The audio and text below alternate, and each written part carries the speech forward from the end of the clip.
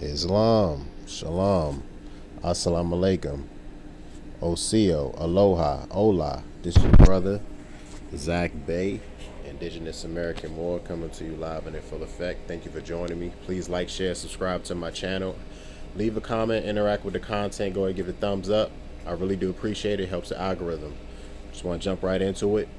A continuation of the video I did a few days ago on the cases of Robin and the Revolutionary Virginia changing Moors to Indians and Indians or American Indians into blacks or whites.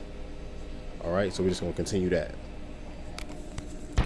All right, so the form I have here is the standard form 181 or the SF 181. Some people might be familiar with this, but it is a form used in the government to classify, race, ethnicity, and race.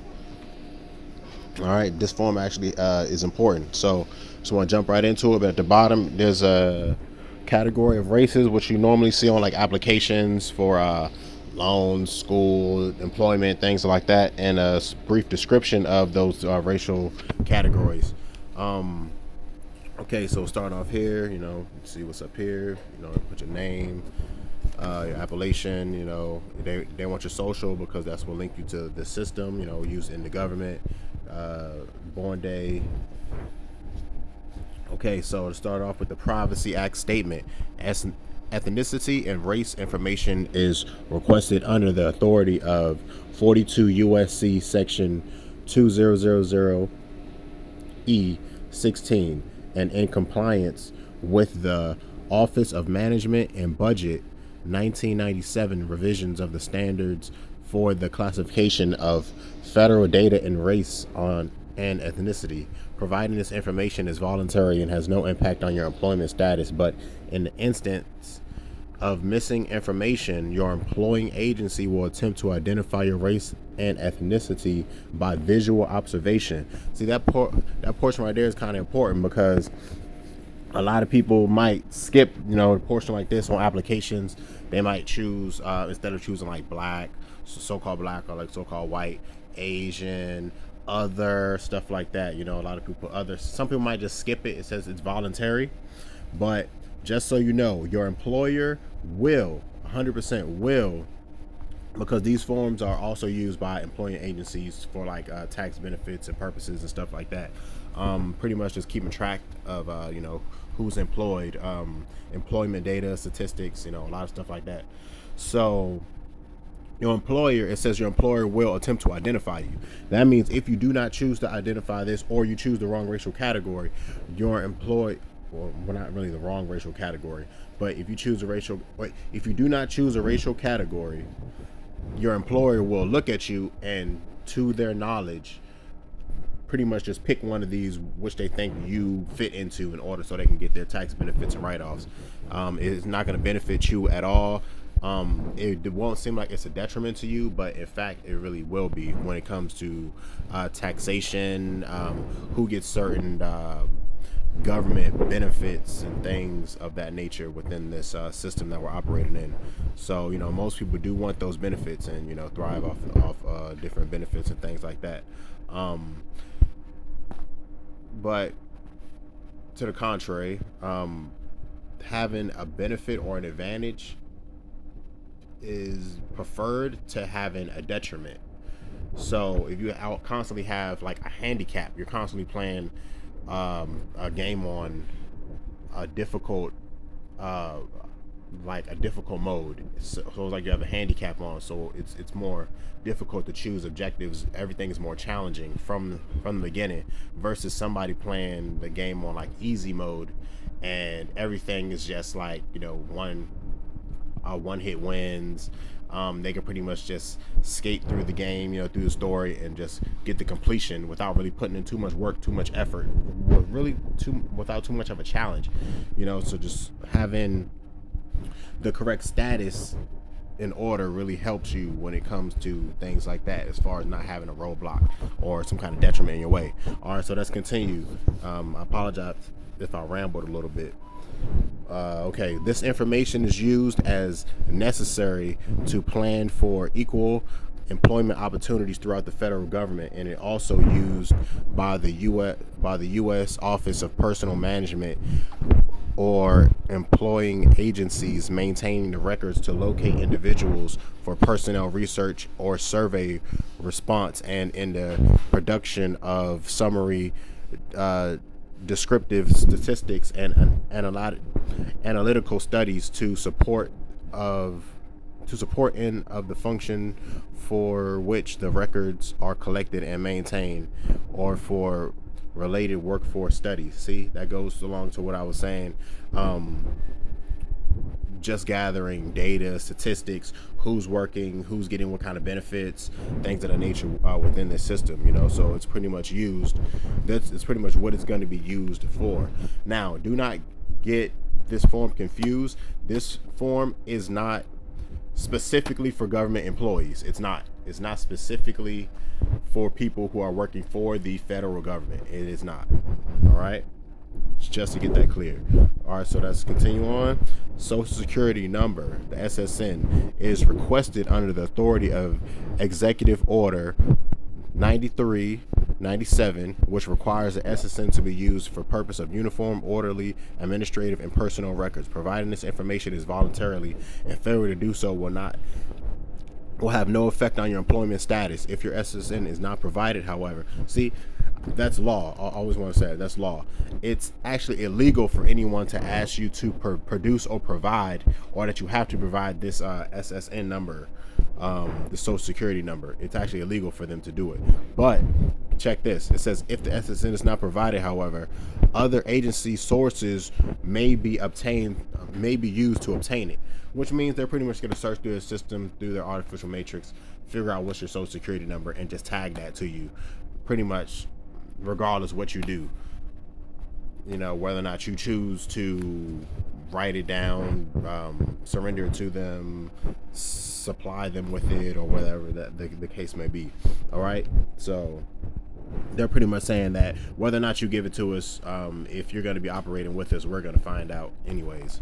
That's pretty much what that means in the gist. Let's continue. Specific instructions.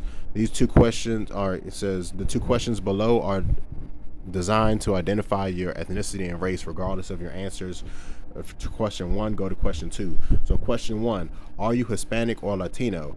And that's classified or defined as a person of Cuban, Mexican, Puerto Rican, South or Central America, or other Spanish cultures in origin, regardless of race. You see that? So this is actually one of the newer racial identifiers or classifications that the U.S. government has created. I believe this one popped up around like the 80s or so, when they started classifying indigenous Americans or people from Central or South America as Hispanic people. A lot of times they were referred to as Spanish people because that's where the conquistadors came from, which I guess you could say colonized those territories. But just so you know, that's it's actually one of the newer ones, Hispanic. Question 2, please select the racial category or categories which you most closely identify with by placing an X in the appropriate box. Click as many as check as many that apply. All right, so the racial categories here are, excuse me if I'm rambling or it's a little hard to understand me. I'm going to try to slow down, but I do want to try to get through this video as fast as possible. I don't want to take up too much of your time. Just go through this so you get the gist of it, and you can always look and find this form and check it out for yourself, and check references and points. So it says American Indian or Alaskan, a person having origins in any of the original peoples of North and South America, including Central America, and who maintains tribal affiliation or community attachment. Now think about it. When you go to this term Hispanic, where are most of these nations found? Besides Cuba, which is its own nation, as soon as you start going to Central America, Mexico, One of the American, one of the U.S. I guess subsidiaries would be the Puerto Rico, Boricua. So they have that. Then they straight up say Central or South America. So, if American Indians or Native Alaskans are people, or the original people of North, South, Central America, how come there's a completely different category for Hispanic? Right there. That's just something to look at.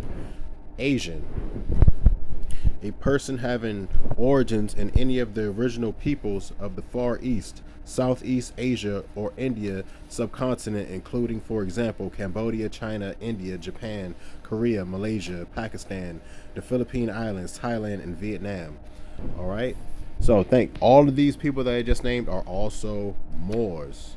They're all Moors. Like the origins of mankind are Moorish. No matter what, the originals. All right, so let's go to black or African American. A person having origins in any of the black racial groups of Africa. Native Hawaiian or Pacific Islander. A person having origins of any of the original people of Hawaii, Guam, Samoa, or other Pacific Islands. White. You notice how they don't say like white or European American, how they say black or African American. It just says white. A person having origins in any of the original peoples of Europe, the Middle East, or North Africa. And there's no such thing as the Middle East, even, it was just created. The Middle East historically was always North Africa. There really wasn't a huge separation. It was always North Africa. So, and Europe was also just a small part of Eurasia, which is the whole continent over there was Asia, but together it would be Eurasia, with Europe and Asia all together as Eurasia. So you see how they're saying white, and if you look at this strictly as complexions or skin tones, it will kind of throw you off. But it says white, Europe, Middle East, or North Africa. So when are Egyptians and Ethiopians and all these people considered white people? When it comes to complexion.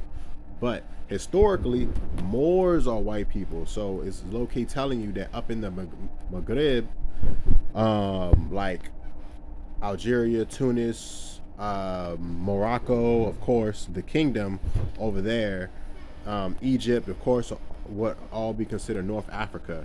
And then you start moving a little bit further and you get to like the so-called Middle East. And they're saying that these are white people.